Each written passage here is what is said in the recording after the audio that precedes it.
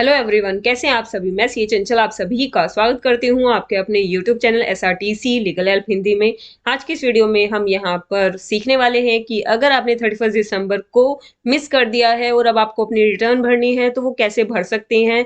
वो भरी जाती है आईटीआर यू के थ्रू। एक फॉर्म यहाँ पर गवर्नमेंट ने न्यू इंसर्ट किया था, एक सेक्शन इंसर्ट हुआ था 139(8)E। इस सेक्शन के अकॉर्डिंग अगर आप अपनी रिलेटेड रिटर्न भी नहीं भर पाते हैं तो स्टिल आप यहाँ पर अपने रिटर्न भर सकते हैं। कंडीशंस होती हैं जैसे कि अगर आपको रिफंड क्लेम करना है आप ये रिटर्न नहीं भर सकते। अगर मान लीजिए आप 2.5 लाख से कम की इनकम दिखाना चाहते हैं तो भी आप रिटर्न नहीं भर सकते, या फिर अगर आप अपना रिफंड इंक्रीज या टैक्स कम करवाना चाहते हैं तो भी नहीं कर सकते।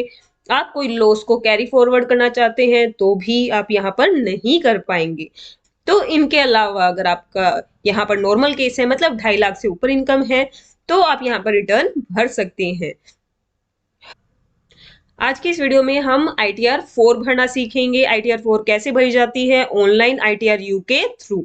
तो आइए चलिए देखते हैं। उसके लिए हम इनकम टैक्स की साइट ओपन करते हैं, incometax.gov.in। इनकम टैक्स डिपार्टमेंट पे क्लिक करना है। इनकम टैक्स की साइट आपके सामने ओपन होगी। तो अब देखिए आपको यहाँ पर रिटर्न भरनी है आईटीआर यू। उसके लिए आपको यहाँ पर डाउनलोड्स पर क्लिक करना है। अब देखिए यहाँ पर आपको असेसमेंट ये सिलेक्ट करना है, तो हम 2022-23 की रिटर्न भर रहे हैं। उसके बाद देखिए यहाँ पर अगर आप नीचे आते हैं तो यहाँ पे आपसे फॉर्म पूछ रहे हैं, तो हम आईटीआर 4 देखने वाले हैं। तो आईटीआर 4 में क्लिक करके यहाँ पे यूटिलिटी एक्सेल भेज रही है, आपको डाउनलोड करनी है। ये देखिए ये हमारी यहाँ पर डाउनलोड हो गई है। अब ये जिप फाइल है, इसे आप एक्सट्रैक्ट कर लीजिए। पहले करने के बाद आपके सामने ये एक्सेल फाइल ओपन होगी। इस एक्सेल फाइल को आप ओपन कर लीजिए।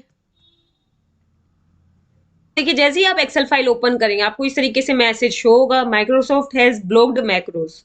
या फिर हो सकता है आपको ये मैसेज शो ना हो। अगर आपको ये शो रहा है तो आपको ये अनब्लॉक करने पड़ेंगे मैक्रोस। तो वो कैसे अनब्लॉक होते हैं उसके लिए पहले आप ये एक्सेल क्लोज कर दीजिए। अब देखिए क्लोज करने के बाद इस एक्सेल में आपको राइट क्लिक करना है। राइट क्लिक करेंगे, देखिए प्रॉपर्टीज पर क्लिक करना है आपको। प्रॉपर्टीज पर क्लिक करके देखिए लास्ट में आपको ऑप्शन मिलेगा, this file came from another computer और might be blocked to help protect this computer. तो इस पे आपको अनब्लॉक पे चेक करना है, चेक बॉक्स पे टिक करना है। देन आपको यहाँ पर अप्लाई पे क्लिक करना है। ओके, अब इसे आप ओपन कीजिए। अब देखिए आपके सामने ये मैसेज शो होगा, इसे आप ओके कर लीजिए।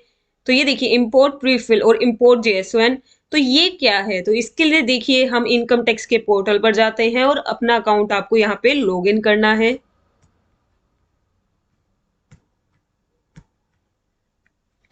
अब देखिए इनकम टैक्स की साइट, यहाँ पर आपको अपना अकाउंट लॉगिन कैसे करना है उसके लिए आपको अपना पैन नंबर डालना है, और अगर आपका अकाउंट पहले से नहीं बना हुआ तो उसे आपको रजिस्टर करना है। रजिस्टर कैसे करते हैं उसके लिए हमने वीडियो यहाँ पर हमारे चैनल पर अपलोड की हुई है और आपको उसका लिंक डिस्क्रिप्शन बॉक्स में भी मिल जाएगा।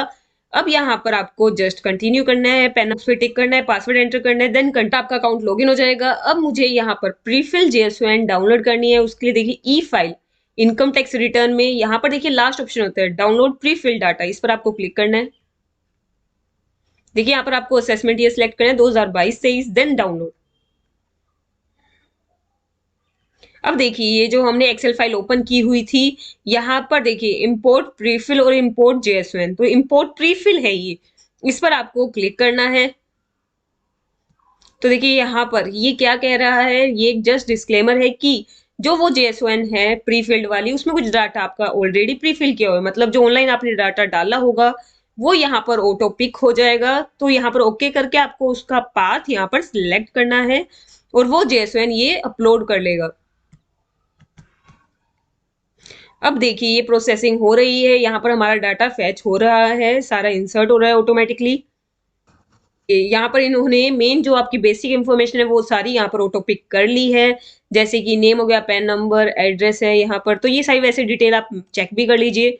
जो यहाँ पे ग्रीन सेल से ये एडिटेबल है। आप यहाँ पर आपसे नेचर ऑफ एम्प्लॉयमेंट पूछा हुआ है, आपको एम्प्लॉयमेंट फिल करनी है। अगर आप एम्प्लॉय हैं तो जिसके अंडर है वो यहाँ पर आपको फिल करना है। आज हम आईटीआर 4 भरना सीख रहे हैं। तो मैं एक ऐसे क्लाइंट की भर रही हूँ जिनकी सिर्फ बिजनेस की इनकम है 44 एडी में और कुछ अदर इनकम है। तो यहाँ पर देखिए इस सिचुएशन में वो एम्प्लॉय नहीं है तो नॉट एप्लीकेबल आ जाएगा। ऐसे देखिए फाइल्ड अंडर सेक्शन, आप किस सेक्शन में फाइल कर रहे हैं, तो यहाँ 139 यहाँ पर एक नया टैब इंसर्ट हो गया है, पार्ट ए जनरल 109(8)A।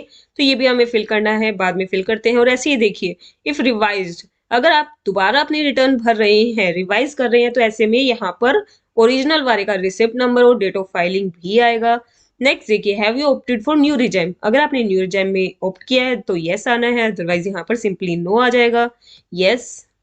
अब ये देखिए option for current assessment year, अब आप इस ईयर में क्या करना चाहते हैं। आप इस असेसमेंट ईयर के लिए ऑप्ट नहीं कर रहे तो नॉट ऑप्टिंग हो जाएगा, अगर आप ऑप्ट कर रहे हैं तो यस हो जाएगा। देखिए do you want to change value of option for current assessment year, representative SSC fill कर रहे हैं, यहाँ पर आपको नो डालना है। इसके बाद यहाँ पर नीचे आएंगे तो ये देखिए आपसे income from business and profession, ये यहाँ पर ऑटो पिक होगी। सैलरी की डिटेल पूछी हुई है, अगर आपकी सैलरी की इनकम है तो वो यहाँ पर डालिए। और यह वीडियो आपके लिए कितने हेल्पफुल रहती है हमें कमेंट बॉक्स में कमेंट करके जरूर बताइएगा, ताकि हम मोटिवेट हों ऐसी अच्छी अच्छी वीडियोस बनाने के लिए। और हमारे चैनल को सब्सक्राइब जरूर कीजिएगा। तो अब आगे देखते हैं। देखिए आपको इनमें से कुछ भी डाटा फिल नहीं करना है अगर आपकी सैलरी की इनकम नहीं है। तो देखिए nature of examined income, actually क्या है, ये एक एक्सेल शीट है, ये एरर शो करता है अगर आप यहाँ पे डाटा कुछ भी फिल नहीं करते हैं। तो यहाँ पर रैंडमली आप कुछ भी ले लीजिए एंड देन यहाँ पर अमाउंट 0 कर दीजिए, क्योंकि एक्चुअल में ये है नहीं आपसे रिलेटेड। तो यहाँ पर आप कुछ भी सिलेक्ट करके 0 जरूर फिल कर दीजिएगा, वरना ये इशू देता है, एरर शो करेगा। ऐसे देखिए नेक्स्ट आगे देखते हैं हम। यहाँ पर मेरे क्लाइंट की अदर सोर्स की इनकम है तो इनकम फ्रॉम अदर सोर्सेज यहाँ पर आपको डालना है। नेचर ऑफ इनकम सिलेक्ट करना है। सेविंग बैंक का इंटरेस्ट है तो वो यहाँ पर आपको एंटर जरूर करना है। ऐसी अगर आपकी कोई अदर इनकम है तो वो भी यहाँ पर आप फिल कर सकते हैं। नेक्स्ट आगे देखते हैं। ऐसे देखिए अगर आपकी कोई भी डिडक्शन है, आप लाइफ इंश्योरेंस प्रीमियम पे कर रहे हैं या फिर पेंशन फंड में कोई पेमेंट कर रहे हैं, या फिर देखिए इसी तरीके से आप एटीजी में डोनेशन वगैरह कर रहे हैं, तो कोई भी आपकी अगर यहाँ पर डिडक्शन है वो आप डाल सकते हैं। ऐसे ही देखिए जो भी आपने सेविंग बैंक के इंटरेस्ट की अमाउंट ऊपर लिखी है उसकी यहाँ पर हमें डिडक्शन मिलती है, तो वो भी यहाँ पर आपको फिल करना है 80AA में।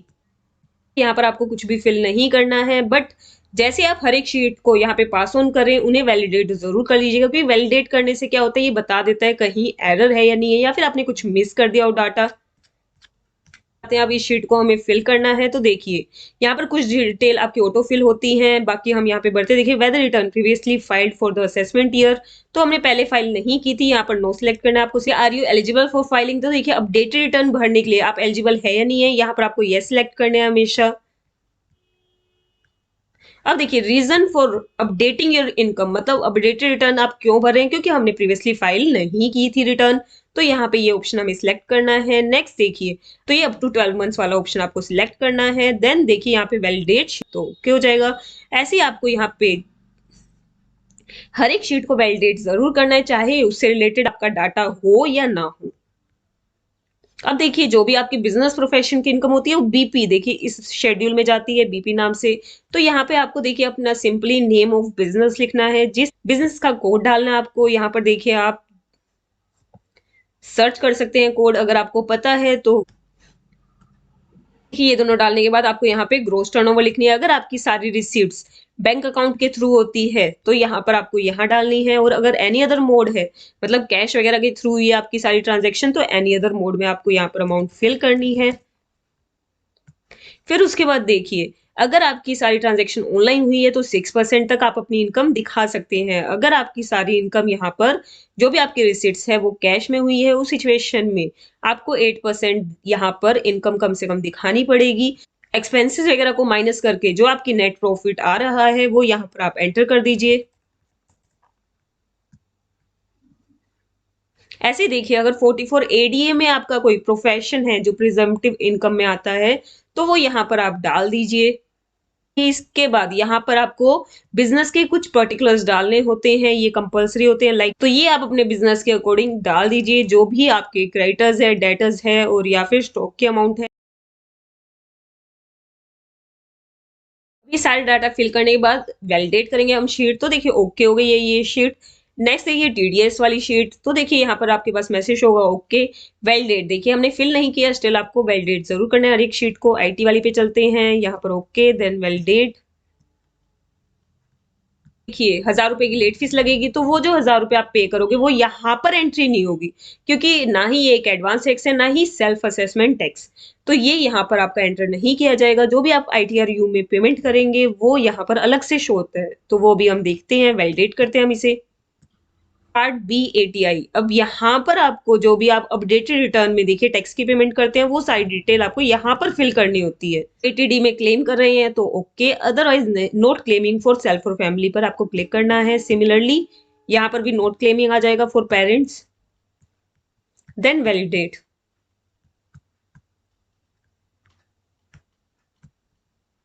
Taxes paid and verification. तो यहाँ पर देखिए हमें क्या क्या डिटेल्स फिल करनी है। यहाँ पर आपके बैंक अकाउंट की डिटेल्स आपको फिल करनी है। अगर आपने ऑनलाइन डाली हुई है तो ये ऑटो फिल हो जाएंगी। सिलेक्ट करना है, यहाँ पर सेल्फ हो जाएगा, यहाँ पर प्लेस डाल दीजिए।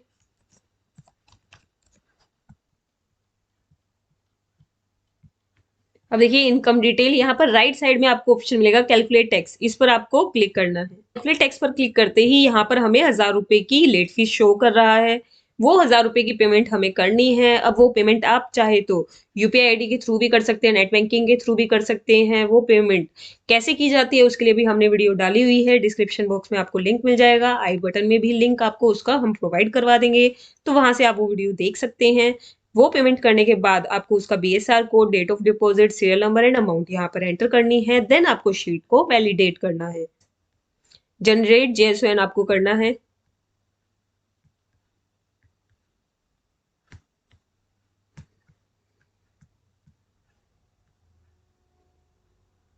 अब ये देखिए जेएसओएन आपकी सेव हो चुकी है। जहां पर भी ये आपका एक्सेल का फोल्डर है उस फोल्डर में ये आपकी जेएसओएन सेव हो जाएगी।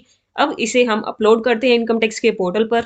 ये देखिए ये हमारी जेएसएन सेव हो गई है। अब इसे हम इनकम टैक्स के पोर्टल पर अपलोड करते हैं। उसके लिए देखिए इनकम टैक्स पे साइट ओपन करते हैं। ये देखिए अकाउंट हमने लॉगिन किया हुआ है। यहाँ पर आपको रिटर्न सबमिट करनी है। उसके लिए income tax return, file income tax return पर जाना है आपको। यहाँ पर आपको असेसमेंट ईयर सिलेक्ट करना है। 22-23 की रिटर्न भर रहे हैं हम। फाइलिंग का टाइप देखिए, इसमें अपडेटेड रिटर्न फिल कर रहे हैं हम। देखिए आर यू ऑडिटेड, तो इसमें आपको सिंपली नो करना है। आईटीआर का यहाँ पर टाइप सिलेक्ट करना है। हम आईटीआर 4 फिल कर रहे हैं, देन आपको कंटिन्यू करना है। अब देखिए ये आपको फाइल अटैच करने के लिए बोल रहे हैं, तो वो जेएसओएन आप यहाँ पर अटैच कर दीजिए। वैलिडेशन सक्सेसफुली हो चुका है, मतलब इस आईटीआर में कोई भी मिस्टेक नहीं है। तो देखिए नो एरर वाज फाउंड। अगर कहीं मिस्टेक होगी तो वो आपको एरर शो हो जाएंगे। आप उन्हें सही करके फिर सही जेएसओएन अपलोड कर सकते हैं। देन प्रोसीड टू वेरिफिकेशन करना है आपको। तो देखिए यहाँ पर आपको नोट लिखा हुआ है कि आपको आपकी रिटर्न को वेरीफाई साथ साथ करना जरूरी है। पहले अगर आप बिलेटेड या रिटर्न